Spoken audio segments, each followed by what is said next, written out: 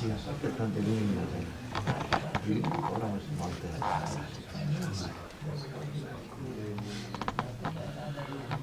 لله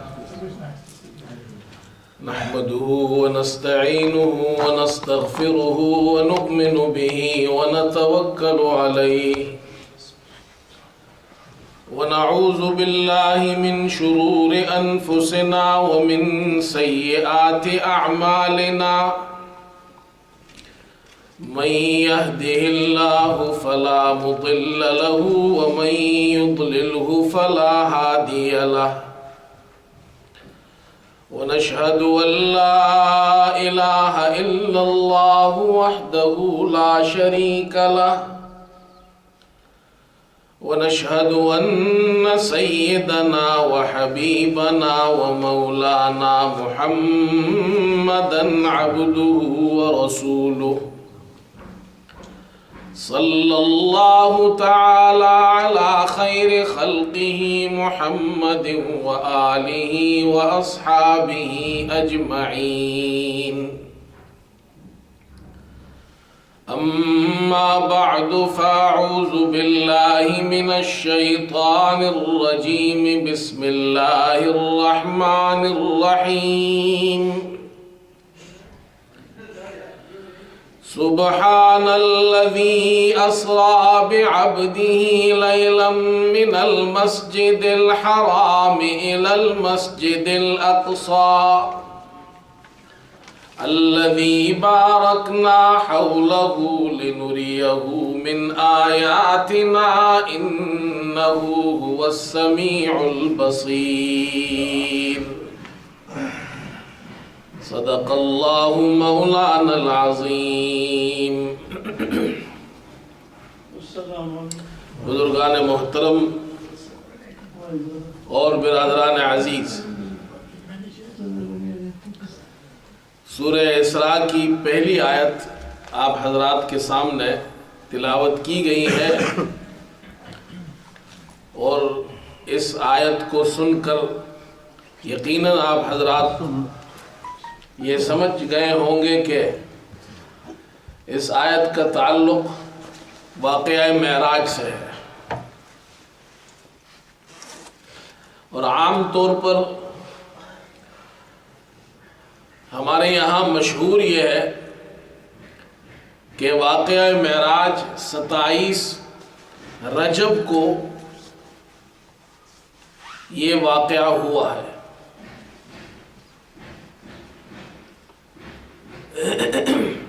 اور آج بھی 27 رجب ہے۔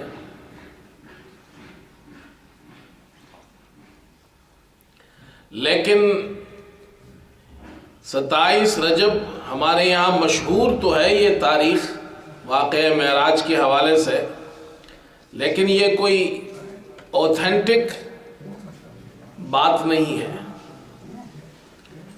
یقینی بات نہیں ہے کہ 27 رجب کو ہی معراج ہوئی ہے۔ علماء نے اس بارے میں مختلف اقوال نقل کیے ہیں۔ ایک قول یہ نقل کیا ہے کہ واقعہ معراج ہجرت سے 6 ماہ پہلے ہوا ہے۔ دوسرا قول ہے کہ ہجرت سے 8 ماہ پہلے یہ واقعہ ہوا ہے۔ تیسرا قول ہے کہ ہجرت سے 11 ماہ پہلے ہوا ہے۔ چوتھا قول یہ ہے کہ معراج ہجرت سے 11 ماہ پہلے یہ واقعہ ہوا ہے، اور پانچواں قول یہ ہے کہ ہجرت سے 1 سال پہلے۔ چھٹا قول یہ ہے کہ ہجرت سے 1 سال 2 ماہ۔ ساتواں قول یہ ہے کہ ہجرت سے 1 سال اور 3 ماہ۔ آٹھواں قول یہ ہے کہ ہجرت سے 1 سال اور 5 ماہ۔ ایک قول یہ بھی ہے کہ ہجرت سے 1 سال 6 ماہ، اور ہجرت سے 1 سال سے زیادہ بھی ہے، 3 سال پہلے، یہاں تک کہ 5 سال پہلے کا قول بھی ذکر کیا ہے۔ مختلف اقوال اس میں ملتے ہیں۔ لیکن اتنی بات مورخین فرماتے ہیں، علماء فرماتے ہیں کہ یہ معلوم ہے کہ واقعہ معراج، یہ معراج کا واقعہ حضرت خدیجہ رضی اللہ تعالی عنہا کی وفات کے بعد ہوا ہے، اس لیے کہ حضرت خدیجہ رضی اللہ تعالی عنہا کی وفات نمازوں کی فرضیت سے پہلے ہوئی ہے۔ اس وقت نماز فرض نہیں ہوئی تھی اور نماز معراج کے بعد فرض ہوئی ہے۔ اتنی بات معلوم ہے کہ حضرت خدیجہ رضی اللہ تعالی عنہا کی وفات کے بعد معراج ہوا ہے، اور یہ بھی معلوم ہے کہ نبوت کے 10ویں سال 10 نبوت کو جب حضرت صلی اللہ علیہ وسلم اور صحابہ اکرام شعب ابی طالب سے نکلے، جب مشرکین نے آپ کا بائیکاٹ کیا تھا اور آپ ابو طالب کی ایک وادی تھی، اس میں آپ اور آپ کے ساتھی اس میں رہے، تو 10ویں سال نبوت کے آپ باہر نکلے۔ اور یہ بھی معلوم ہے کہ اس شعب ابی طالب میں حضرت خدیجہ رضی اللہ تعالی عنہا آپ کے ساتھ تھی۔ تو 2 باتیں معلوم ہو گئی، ایک یہ کہ حضرت خدیجہ رضی اللہ تعالی عنہا کی وفات 10 نبوت کے بعد ہوئی ہے، اور یعنی شعب ابی طالب کے بعد ہوئی ہے جو 10 نبوت کو ہے۔ تو اس لیے مورخین لکھتے ہیں کہ یہ تقریباً 11 نبوت کے 11ویں سال معراج کا واقعہ ہوا ہے۔ کون سے مہینے میں ہوا ہے؟ زیادہ مشہور یہ ہے کہ رجب کے مہینے میں ہوا ہے، لیکن یہ بھی کوئی یقینی بات نہیں ہے۔ ربیع الاول کا قول بھی ملتا ہے، ربیع الثانی کا بھی ملتا ہے، رمضان کا بھی ملتا ہے، شوال کا بھی ملتا ہے۔ البتہ ہمارے یہاں مشہور ہے کہ 27 رجب کی 27 تاریخ کو معراج کا واقعہ وقوع پذیر ہوا ہے۔ معراج حضرت صلی اللہ علیہ وسلم کا بہت بڑا معجزہ ہے جو اللہ تعالیٰ نے آپ کو عطا فرمایا ہے۔ علماء سے یہ سوال کیا گیا کہ لیلۃ القدر افضل رات ہے یا لیلۃ المعراج افضل ہے؟ دونوں راتیں بڑی راتیں ہیں۔ حافظ ابن قیم رحمۃ اللہ علیہ فرماتے ہیں کہ سرکار دو عالم صلی اللہ علیہ وسلم کے حق میں معراج کی رات افضل ہے، کہ جو فضیلتیں اللہ تعالیٰ نے آپ کو عطا فرمائی وہ معراج کی رات میں عطا فرمائی ہے۔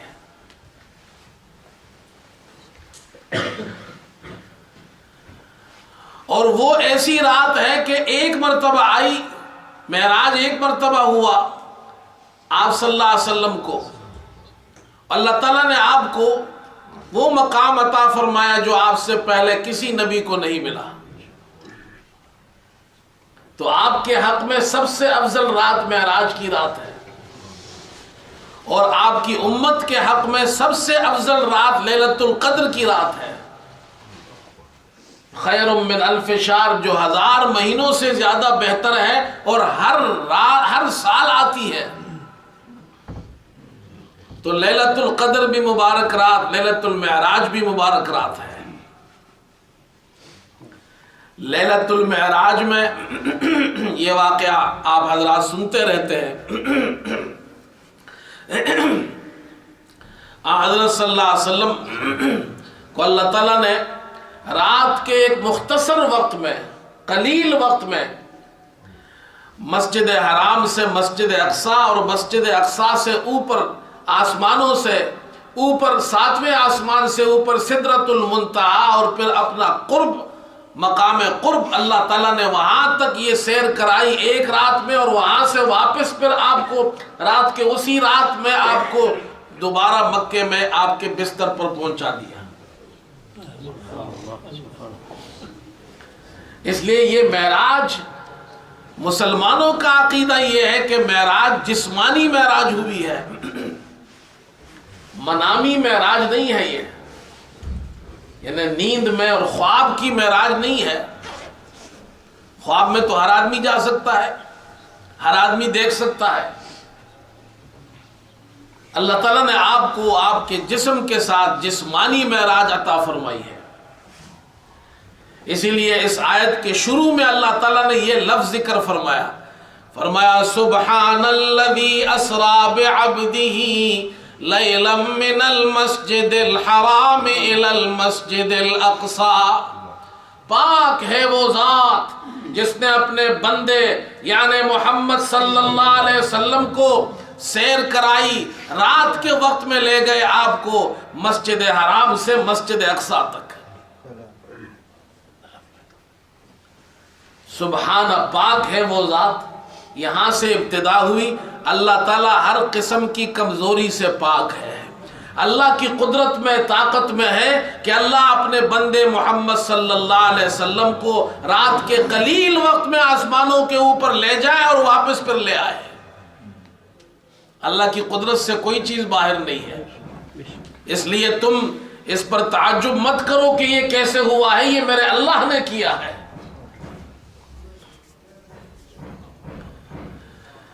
آپ صلی اللہ علیہ وسلم رات کو سوئے ہوئے ام ہانی کے گھر میں. حضرت جبرائیل علیہ السلام آئے، آپ کو مسجد حرام لے گئے اور مسجد حرام سے پھر آپ کو مسجد اقصی لے گئے. اب تو یہ حرم شریف میں توسیع ہوئی ہے، بڑی تبدیلیاں ہو گئی ہے.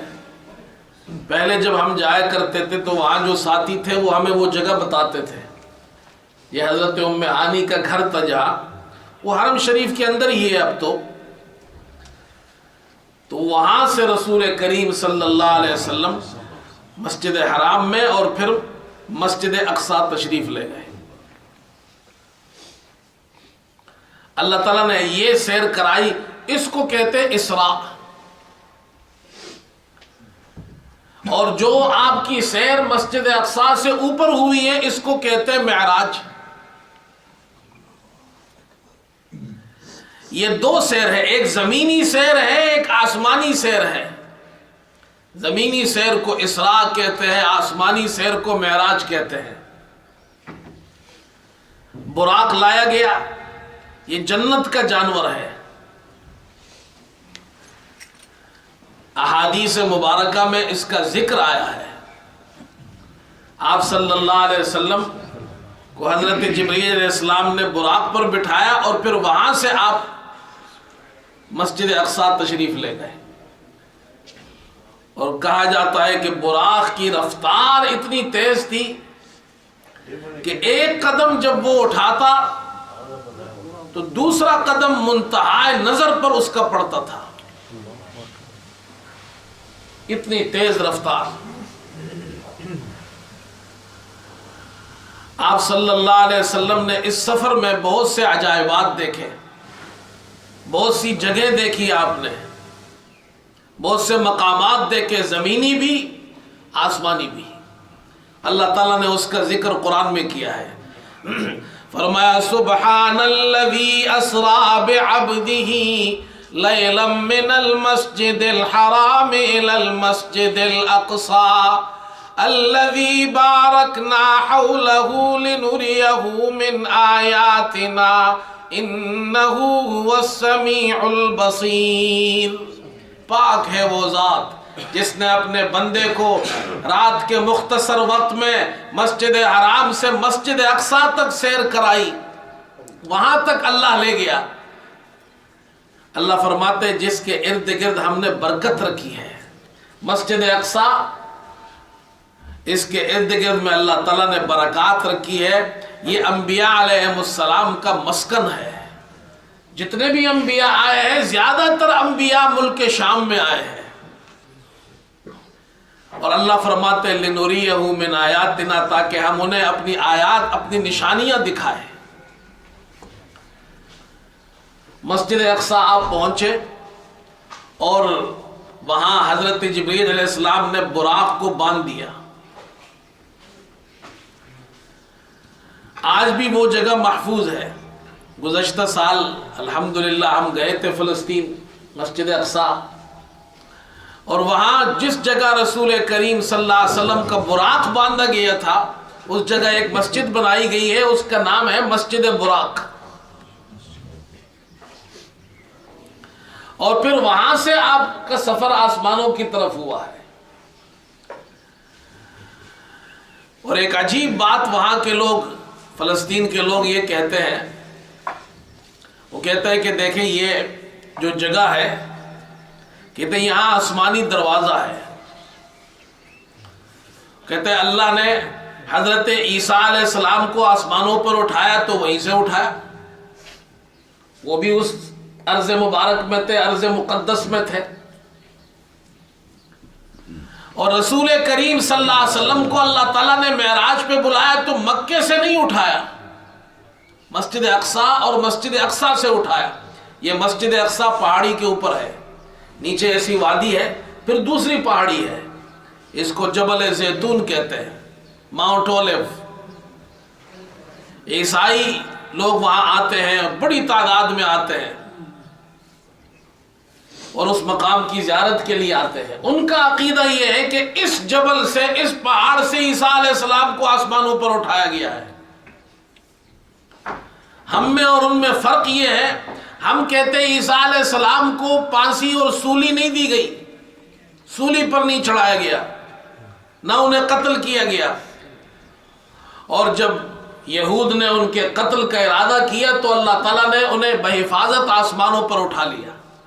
وہ یہ کہتے نہیں ان کو سولی پر چڑھایا گیا، وہ مصلوب ہوئے، قتل کر دیے گئے، ان کی قبر بنی، 3 دن بعد پھر وہ قبر سے نکلے ہیں اور پھر اس پہاڑی پر آئے ہیں، پھر یہاں سے آسمانوں پر گئے ہیں.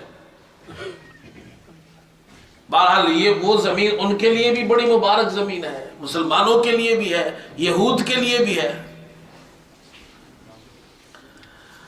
اللہ تعالیٰ نے رسول کریم صلی اللہ علیہ وسلم کو وہاں سے آسمانوں پر بلایا.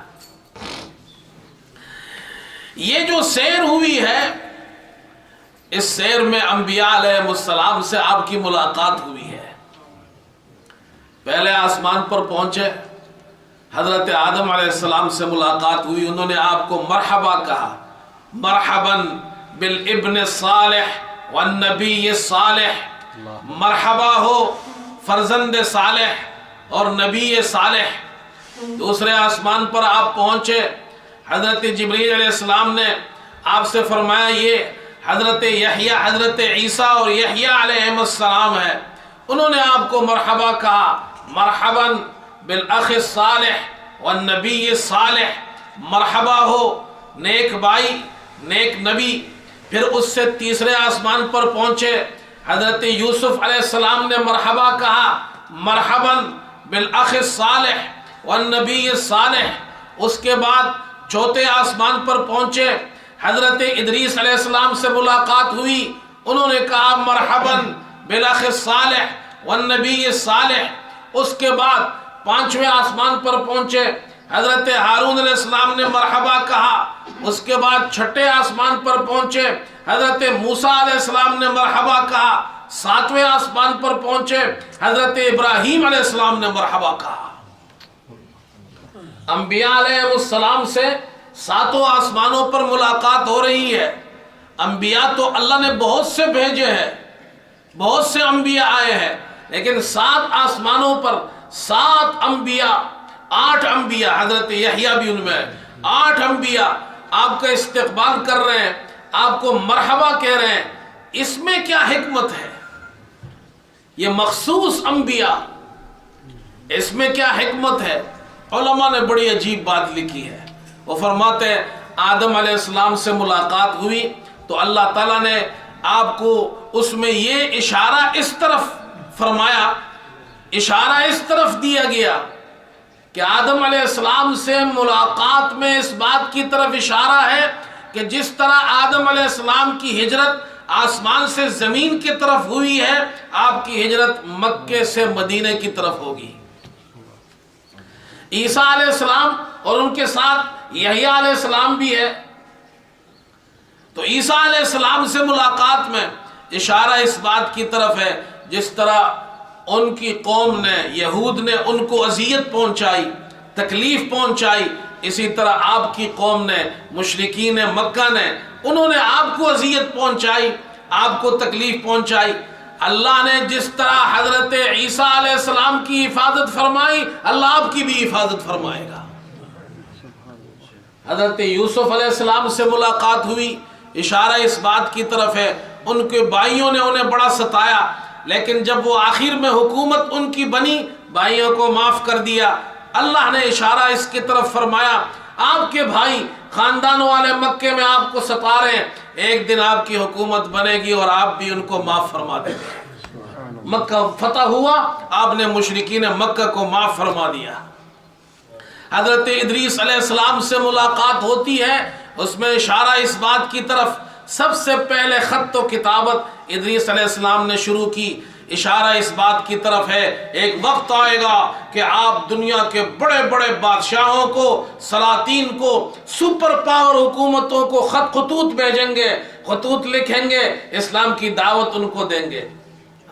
حضرت ہارون علیہ السلام سے ملاقات میں اس بات کی طرف اشارہ ہے کہ موسیٰ علیہ السلام کے جانے کے بعد قوم نے بچڑے کو معبود بنا لیا، شرک کیا۔ اللہ کا حکم آیا، موسیٰ علیہ السلام تشریف لائے، کہا ان کو جو انہوں نے شرک کیا ہے ایک دوسرے کو قتل کر دے، ان کو ختم کرنا ہے، ان کی سزا یہ ہے۔ اللہ نے اس بات کی طرف اشارہ فرمایا یہ جو مشرکین ہیں ان کا بھی ایک وقت آئے گا، بدر میں مارے جائیں گے، 70 مارے جائیں گے، 70 اس میں قید ہوں گے۔ حضرت موسیٰ علیہ السلام سے ملاقات ہوئی، اشارہ اس بات کی طرف، انہوں نے اپنی قوم کو ملک شام کی طرف جہاد کا حکم دیا، اور بالآخر ان کے وفات کے بعد یوشع بن نون کے ہاتھ پر شام فتح ہوا۔ اللہ نے اشارہ اس بات کی طرف دیا ہے کہ حضرت صلی اللہ علیہ وسلم بھی ملک شام کے علاقے میں تبوک کے طرف جائیں گے۔ غزوہ تبوک ہوا، وہاں کے سردار نے جزیہ دے کر صلح کر لی، بعد میں حضرت عمر رضی اللہ عنہ کے ہاتھوں میں ملک شام فتح ہوا۔ حضرت ابراہیم علیہ السلام سے ملاقات ہوئی، اور بیت المعمور جو خانہ کعبہ اوپر ہے اس کی دیوار سے ٹیک لگائے بیٹھے تھے۔ اللہ نے اشارہ اس بات کی طرف دیا ہے کہ ایک وقت آئے گا، اسلام پھیل جائے گا، مسلمانوں کی حکومت بن جائے گی، اسلام کا غلبہ ہوگا، پھر ہمارے پاس آنے سے پہلے پہلے آپ بھی بیت اللہ کا حج کریں گے۔ اللہ اکبر۔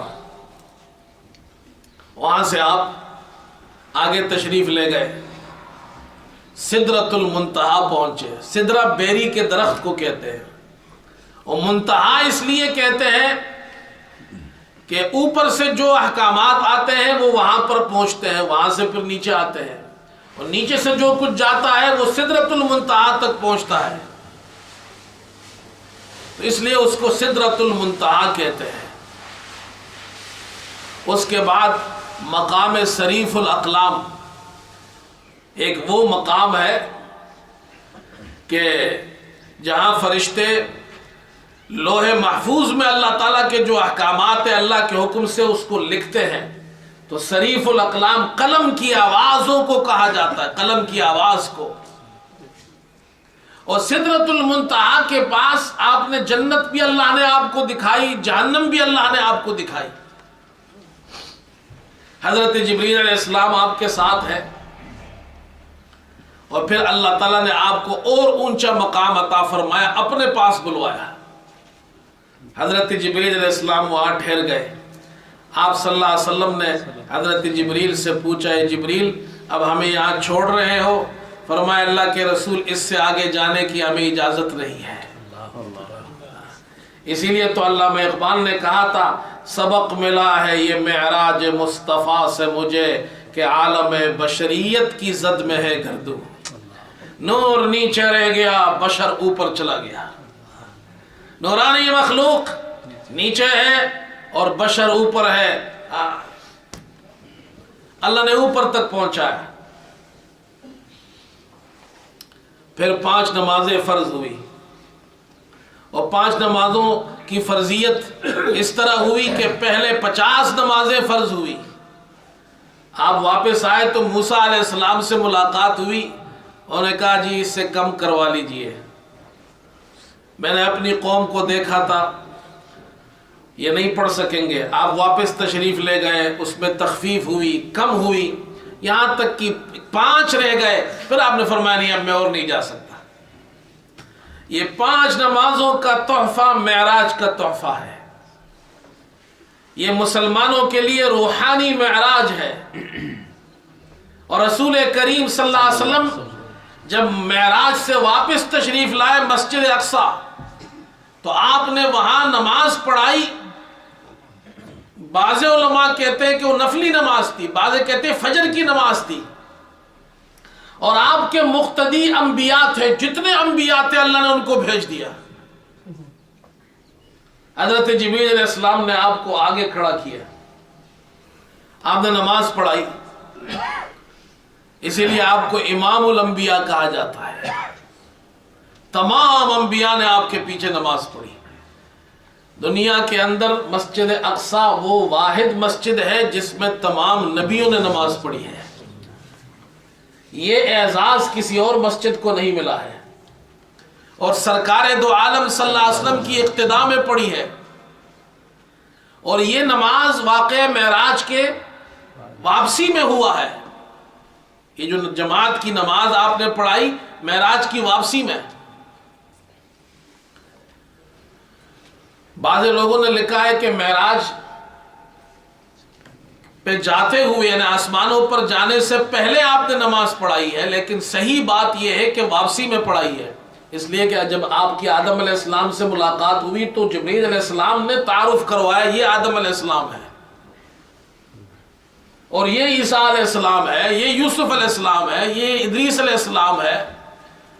تو نیچے ملاقات ہوئی ہے، پھر تعارف کی کیا ضرورت ہے؟ آپ تو ویسے ہی پہچانتے ہو ان کو. اس لیے واپسی میں آپ نے نماز پڑھائی ہے. اللہ تعالیٰ نے جتنے احکامات بھیجے ہیں سب زمین پر حضرت جبریل علیہ السلام لے کر آئے ہیں. روزے کا حکم جبریل حضرت جبریل علیہ السلام زمین پر لائے، زکوٰۃ کا حکم زمین پر لائے، حج کا حکم زمین پر آیا، جتنے احکامات آئے معاملات کے زمین پر آئے، معاشرت کے جتنے احکامات آئے زمین پر آئے، جتنے بھی آئے زمین پر احکامات آئے.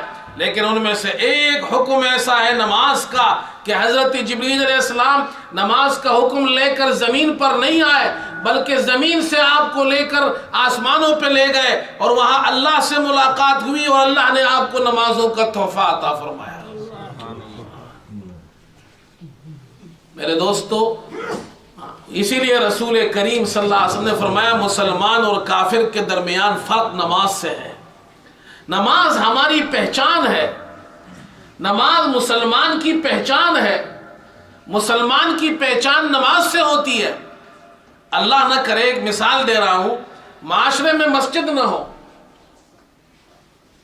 آذان نہ ہو، نماز نہ ہو، کون سی ایسی چیز ہے اس محلے میں، اس معاشرے میں، اس سوسائٹی میں آپ مسلمانوں کو پہچانیں گے یہ مسلمان ہے؟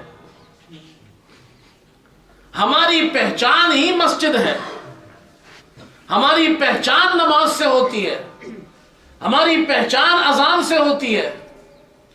جب مسلمانوں کی اذان ہوتی ہے، مسلمانوں کی آج جماعت کی نماز ہوتی ہے، اس علاقے، اس شہر، اس بستی کے لوگ جانتے ہیں یہ مسلمان ہے. یہ سب نہ ہو تو کوئی پہچان ہماری نہیں رہے گی. اور مسلمان نماز میں کمزور ہے، اور سب سے آسان عبادت نماز ہے. سب سے آسان عبادت 24 گھنٹے دن میں ہوتے ہیں. میرے اللہ نے ہمیں یہ وقت دیا ہے، اللہ نے مجھے اور آپ کو یہ صحت دی ہے، زندگی دی ہے، طاقت دی ہے، قوت دی ہے، چل سکتے ہیں، پھر سکتے ہیں. اللہ کی یہ طاقت یہ بھی اللہ کی ہے، صحت بھی اللہ نے ہمیں دی ہے، سب کچھ ہے. 24 گھنٹے میں 5 نمازوں پر 1 گھنٹے سے زیادہ وقت نہیں لگتا. ہمارے پاس اس کا بھی ٹائم نہ ہو. گھروں میں ہماری خواتین ہے وہ نماز نہ پڑھے، نماز کا اہتمام نہ کرے، مرد نماز نہ پڑھے، جوان بچے ہیں، بچیاں ہیں، نماز نہیں پڑھتے، ماں باپ کو کوئی فکر نہیں، سجدہ کرنا ہمارے لیے مشکل ہو گیا ہے.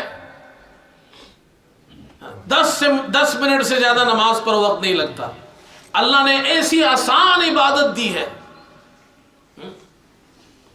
اللہ اکبر. میں کل سنا رہا تھا ہمارے دوست کو ایک واقعہ سنا رہا تھا, آپ کو بھی سنا دیتا ہوں. میں پاکستان میں امام تھا. ہمارے یہاں ایک بزرگ آیا کرتے تھے نماز پڑھنے کے لیے مسجد میں. وہ معذور تھے, کرسی پر نماز پڑھتے تھے. رمضان میں آتے تھے, تراویح میں شرکت کیا کرتے تھے. تو ایک دن مجھ سے ملے تراویح کے بعد اور رونے لگے. اور روتے روتے مجھ سے انہوں نے کہا, مولوی صاحب میرے لیے دعا کرو, اللہ مجھے مرنے سے پہلے ایک مرتبہ سجدہ کرنے کی توفیق عطا فرمائے. کتنے سال ہو گئے ہیں میں کرسی پہ نماز پڑھتا ہوں, میں نے زمین پہ سجدہ نہیں لگایا ہے. میں نے یہ سر اللہ کے سامنے زمین پہ نہیں لگایا. آپ اللہ سے دعا کریں کم از کم اللہ مجھے ایک مرتبہ مرنے سے پہلے توفیق دے کہ میں زمین پر اپنا سر ماتھا ٹھیک کر اللہ کے سامنے سجدہ کر سکوں. رو رہا ہے. میں نے نوجوانوں کو جب قرآن ختم ہوا تراویح میں تو میں نے یہ قصہ وہاں سنایا اور نوجوانوں کو سنایا خاص طور پر. میں کہا دیکھو اللہ نے تمہیں طاقت دی ہے, صحت دی ہے, دوڑ سکتے ہو, بھاگ سکتے ہو, انرجی ہے, طاقت ہے, مسجد آ سکتے ہو, سجدے کر سکتے ہو, پھر بھی سجدے نہیں کرتے. یہ بوڑھے ہیں, بزرگ ہیں, یہ زمین پر سجدہ بھی نہیں کر سکتے, رو رہے اللہ مجھے ایک مرتبہ سجدے کی توفیق عطا فرمائے. آج ہمارے پاس طاقت ہے, صحت ہے, پھر ایک وقت ایسا آئے گا آپ سجدہ کرنا چاہیں گے نہیں کر سکیں گے. لوگ طواف کرنا چاہتے ہیں نہیں کر سکتے, معذور لوگ ہیں. وہاں ہم نے دیکھا ہے بیت اللہ کے سامنے معذور لوگ روتے ہیں, ویل چیئر پر ہے, روتے ہیں کہ اچھا ویل چیئر کو مطاف میں لے جانے کی اجازت نہیں ہے, ان کو تو طواف مطاف سے اوپر کروایا جاتا ہے. مخصوص جگہ ہے طواف کی, نیچے مطاف میں کر نہیں سکتے, بیت اللہ کے قریب نہیں جا سکتے, حتیم میں نہیں جا سکتے, بیت اللہ کو ہاتھ نہیں لگا سکتے. ویل چیئر پر بیٹھے روتے ہیں, کہتے ہیں ہمیں ایک مرتبہ لے جاؤ, اللہ کے گھر کو صرف ہاتھ لگا کر آئے.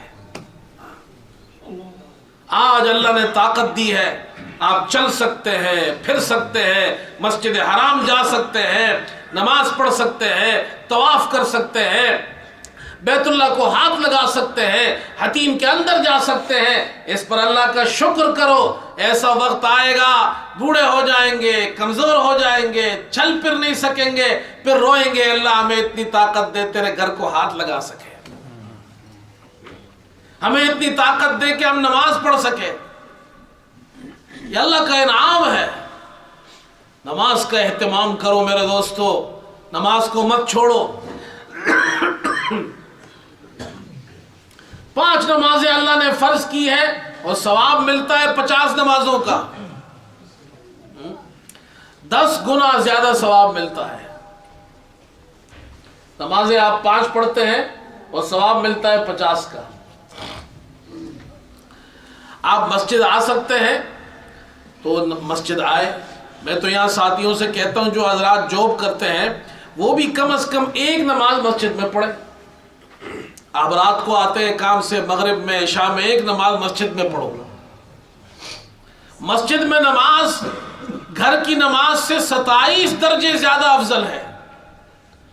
آپ ایک جگہ نوکری کرتے ہیں, آپ کو 1 پاؤنڈ ملتا ہے, اور وہی سیم نوکری دوسری جگہ کرتے ہیں 27 پاؤنڈ ملتے ہیں. کون سی جگہ کریں گے آپ؟ 27 والے میں کریں گے, 1 والے میں؟ بولو بھائی, کوئی 1 والا ہے ادھر؟ سیم ٹائم ہے, سیم نوکری ہے, سیم جاب ہے, کوئی بھی 1 والی کرے گا؟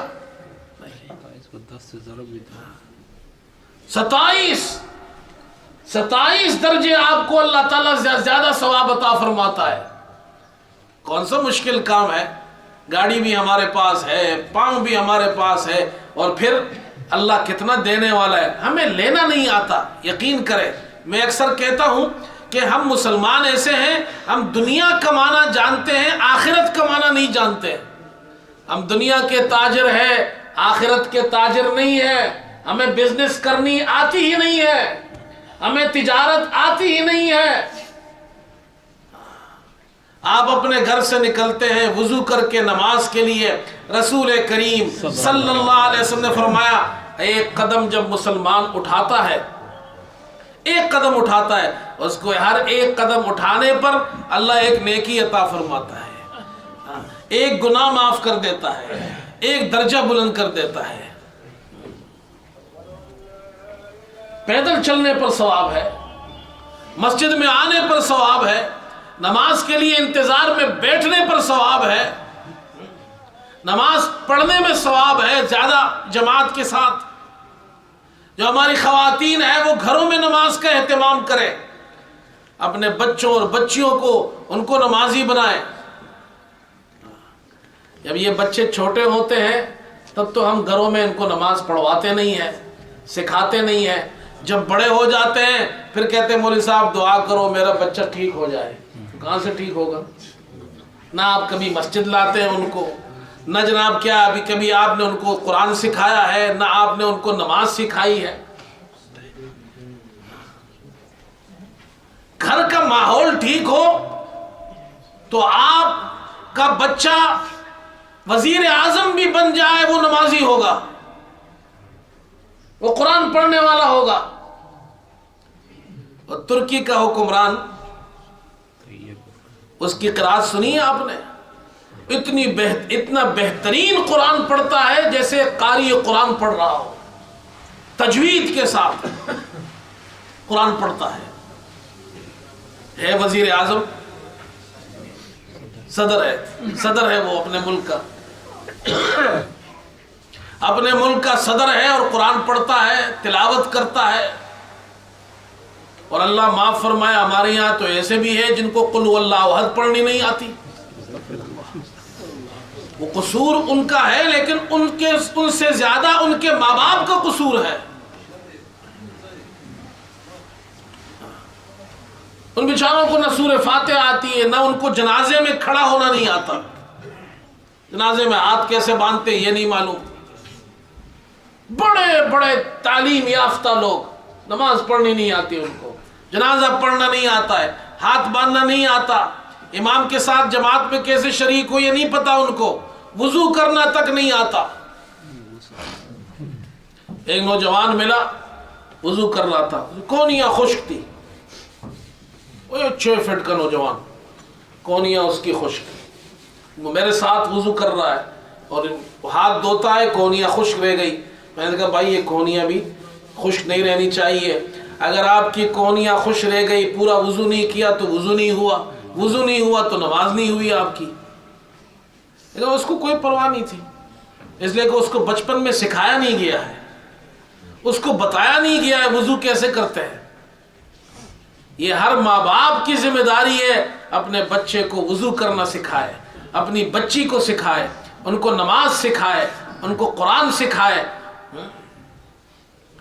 ہمارا بچہ اگر کھانا نہ کھائے تو ماں سارا دن شور کرتی ہے آج بچے نے کھانا نہیں کھایا ہے، آج بچے نے کھانا نہیں کھایا ہے. اور بچہ نماز نہ پڑھے کوئی پرواہ نہیں ہے، کوئی کہہ سکتا ہے آج میرے بچے نے نماز نہیں پڑھی ہے. ماں ایسی ہونی چاہیے جس کو یہ غم ہو آج میرے بچے نے نماز نہیں پڑھی ہے. اللہ ہمیں ہمارے ماؤں کو، ہماری بہنوں کو، ہمارے خواتین کو، ہمارے بھائیوں کو، ہم سب کو یہ توفیق دے کہ ہم خود بھی نماز کا اہتمام کریں، اپنے گھروں میں نماز کا اہتمام کریں، اپنے بچوں کو بھی نماز سکھائے. وآخر دعوانا الحمدللہ رب العالمین.